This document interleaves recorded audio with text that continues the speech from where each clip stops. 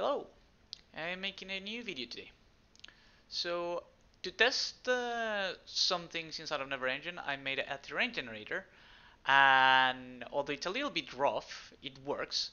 And this inspired me to talk about Perlin Noise, which is, you probably heard about it. It's a very important algorithm, and it's what I use to generate the height map that is used to generate the terrain that you see right now. So before I go into the drawing board, as I usually do, let me try to show you a little bit how Perlin noise actually affects like this kind of algorithm. So in the terms of terrain, um, you don't usually call Perlin noise just once. You try to combine multiple calls to Perlin noise with different weights and functions to generate a final result, which would be more or less what you can see here. Um, in my particular implementation, there's four hyperparameters that are worth noting. There's the frequency, the amplitude, the frequency decay, and the amplitude decay. Now, it might get a little bit abstract for me to talk about it directly, so let me just show you what each one of these things do. So as you can see, the frequency determines how many peaks you see. If I increase the frequency, then a lot more peaks start to appear. Right? It gets very spiky. And if I do the opposite, if I increase the frequency, then you start to see less and less peaks, and it becomes a lot more flat. The amplitude is essentially just the height. So as you can see, if I start to decrease the amplitude, then the total height of my mountains goes down. Then the frequency decay is because I chain multiple calls of Perlin noise. I don't just want to call the function identically each time. There needs to be some variation in order to get, variation in the result. The frequency decay is how smaller the new calls to Perlin noise are going to be. So a higher value means that it decays much faster. So you see a much more noisy kind of result. And a lower value means that it doesn't decay as much, so the values are very close to one another, and that results in this kind of operation where everything is fairly smooth. Now, um, finally, the amplitude decay is, let me try to go back to something that is a little bit more interesting, because otherwise you're not going to be able to see what the amplitude decay does. I think this is fine. So finally, for the amplitude decay, um, it's essentially how fast the magnitude of the height decays.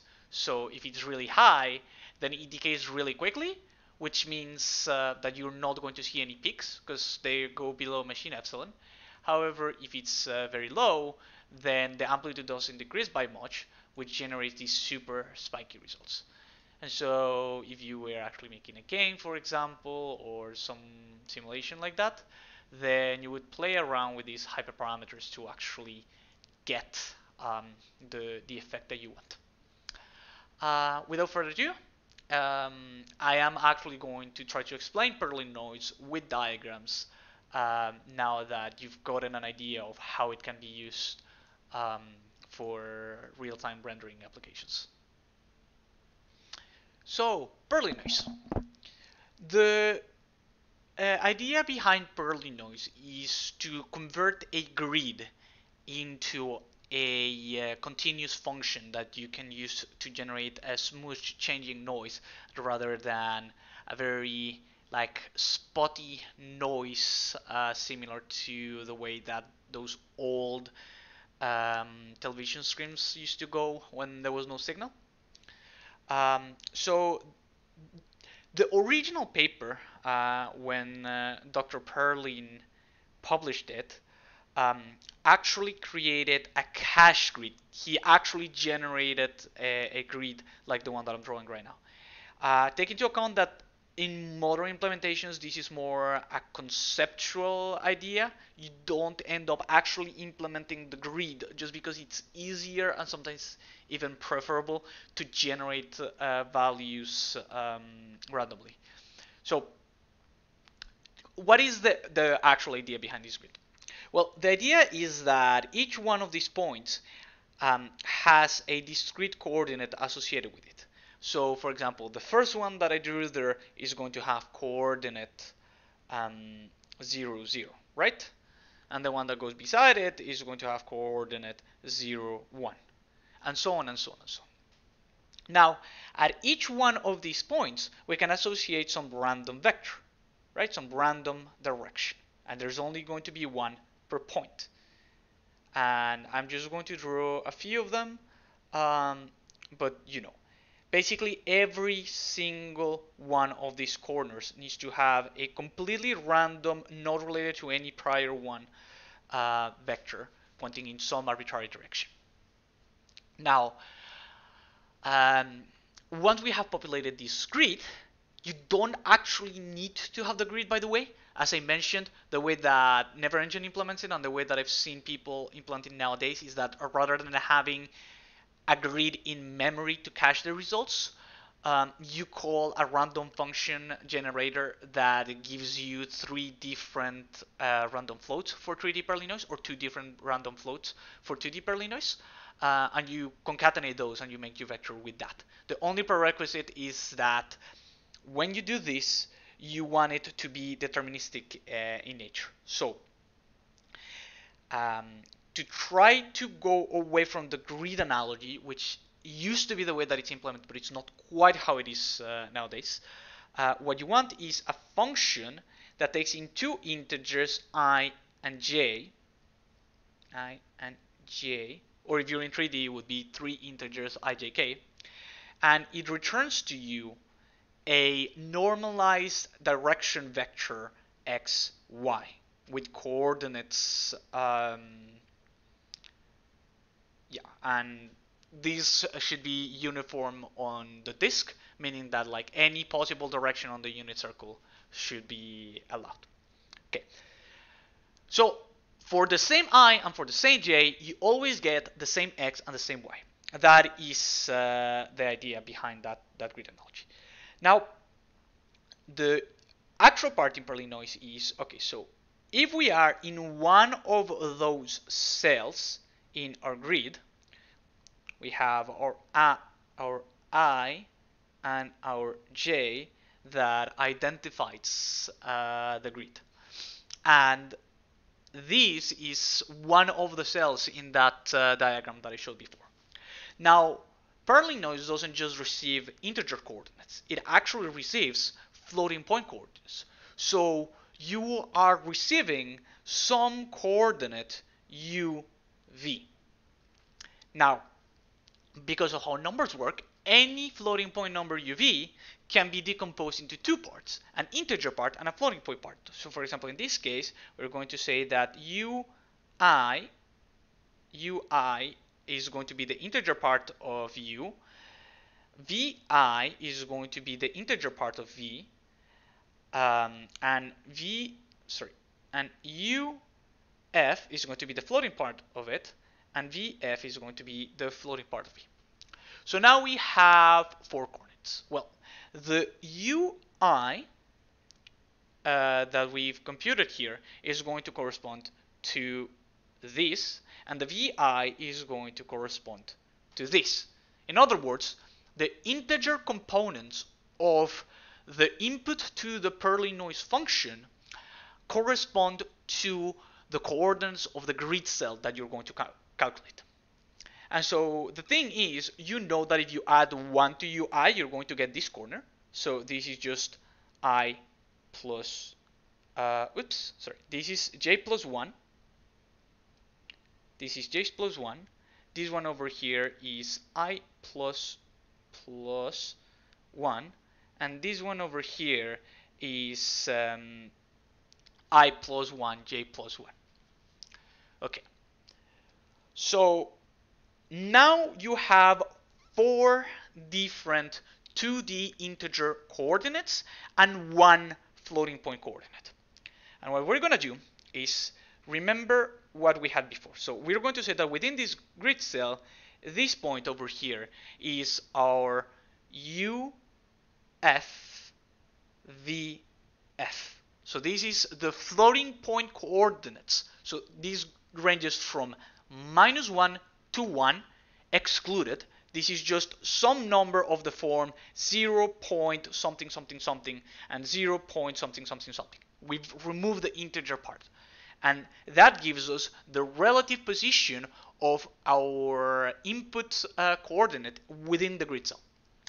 Now, from the 4 coordinates that we had before, we are going to compute 1 arrow here, 1 arrow here, 1 arrow here, 1 arrow here. And remember, these are completely random, so they're just pointing in some arbitrary direction.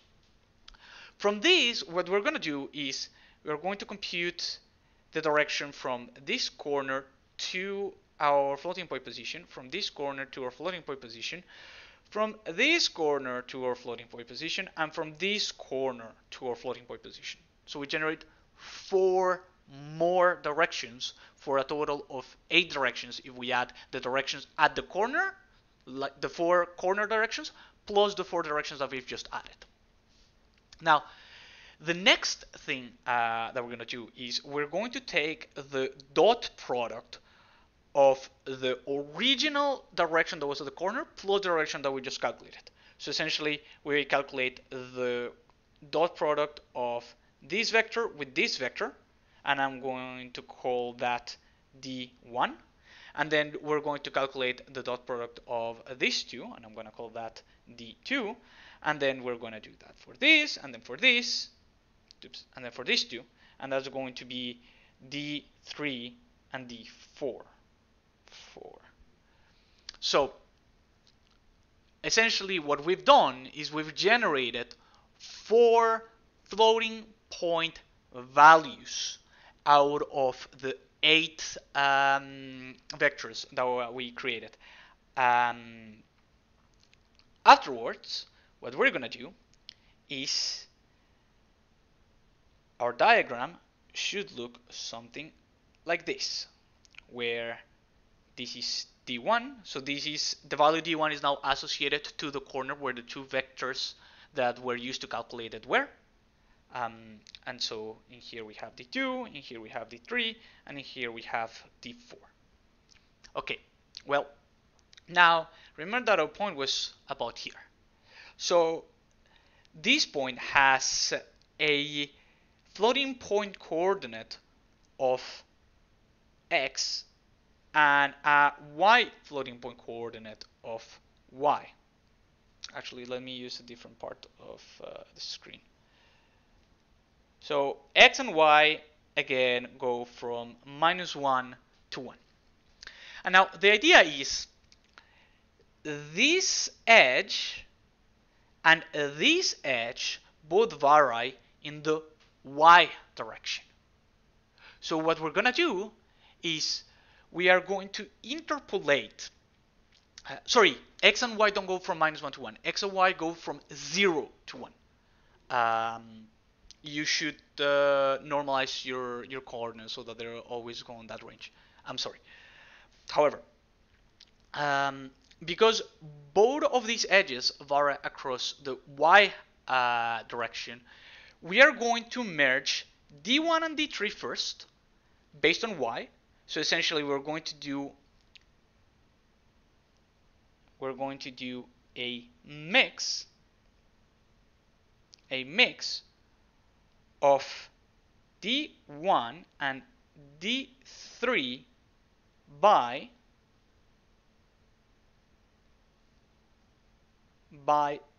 y. And similarly, we are then going to merge D2 and D4, and we're going to mix D2 and D4 by y. Now, once we've done that merge, we're going to generate two new values that I'm going to call d prime 1 and d prime 2. So after we have done the merge that I just described, basically after we have combined d1 with d3 and d2 with d4 based on the y coordinate, we're going to have d prime 1 and d prime 2, which are these merge values. Well, then what we're going to do is we're going to grab the x direction. This is essentially going to generate these two values that I'm going to position geometrically here that are aligned in one direction with our point. But we now want to merge these two values, this one being d prime 1 and this one being this one, sorry, and this one being d prime 2. And to merge those, we're just going to do mix of d prime 1, d prime 2 by x. And once we merge them together, we're going to get one final floating point value that exists here, right? Okay, that is the gist of it. However, if you do linear interpolation the way that I just described, I technically lied to you, because what this is going to do is it's going to give you a weird, like the noise is going to look weird because you are going to be able to see the grid cells. Essentially, it looks blocky. You can tell where the actual grid cells are, which is not how actual Perlin noise works at all. So you just need to do one final change. You are still going to use a mix function, a linear interpolation function, but when you have two values, v1 and v2 and t, you're not going to use t directly. You're going to use a function f of t. F of t. That f of t function is either third order polynomial or fifth order polynomial, depending on which version of the paper you're basing your stuff on. But essentially, it's a fading function that sort of looks like a Bell function like that, here being at 0.5. You don't really have to understand it too much. It's very much just what the researchers have found make the result look nice. Other than the shape of it, which is close to a Bell function, there's nothing particularly amazing about the polynomial itself. It just has this very nice property that it sort of looks like what we want it to look, and that it's 0 at 1 and at -1. So once we have done this, then we have a final value, which I am going to call d final, and this value is the Perlin noise value that we actually return. So that is the general overview. As always, I am going to show you the implementation in Neverengine. Now, beware, I have a kink to implement very generic functions. So I didn't implement 2D or 3D Perlin noise. I implemented arbitrary dimension Perlin noise. It might be a little bit hard to understand. The advantage in this case is there's many implementations of Perlin noise out there, so if you don't like the hyper-generalized function that I did, I am certain that you can find a less convoluted implementation. And I will also share on the description a link to the resource that I first used to understand Perlin noise, so that you don't only have my word for it, you have other resources. So this is what the implementation actually looks like. Let's start with this fade function. This is that polynomial that I was talking about. I use the fifth order polynomial version. Again, this is just a somewhat bell curved function that allows to make the final result look nicer. Now, remember, this is arbitrary dimensions Perlin noise. So it might look a little bit strange at first. So we get some vector, and the dimension of the vector is n, and the scalar type is t. So in this case, t can be either like a floating point number or a double, or if you have like fancier, if for whatever reason you wanted to apply Perlin Noise to complex numbers. I don't know what that would look like, but in principle, t could be a complex number. I've never tried it. It probably doesn't look nice at all. Regardless, so we have our n-dimensional input vector. We're going to grab every component, and every component in that vector is going to be decomposed into the fractional part and into the integer part. Once again, this is just that split that we do where the integer part gives us the grid cell and the floating point part gives us the relative position within the grid cell. So this is just what this is doing. It's just decomposing our vector into two vectors, one that represents the fractional parts, one that represents the integer parts. Afterwards, we are going to collect our local vectors. So in the case of 2D Perlin Noise, this would be a 4-dimensional vector for the 4 corners. In the case of 3D Perlin Noise, this would be a 8-dimensional vector for the 8 corners of a cube. And if it was in higher dimensions, you know, it's the power of 2. It's 2 to the power of the dimension to get the number of corners. So all that we're doing is we're grabbing all the corners together and putting them inside of a container. Once we've done this, we start to generate the random, like we have to actually generate the vectors, so we need to compute one random number per component within that vector and assign it to it. This is basically what this is doing. And then finally, we need to start computing our weights. So we allocate a number of weights equal to the number of corners. And we assign the fractional part to the fractional parts to that initial weight vector. Then what we're going to do is we're going to first iterate through every corner, and we're going to find the corners that are opposite to each corner that we return over relative to one axis. So that sounds complicated, but essentially if we're in 3D, what we're doing is we're iterating through all the bottom face, all the corners in the bottom face, and then we're iterating through all the corners in the top face. That's the direction that we're interpolating over. And then we're going to switch, and we're going to do it on a different direction, and we're going to do it on a different direction, and so on.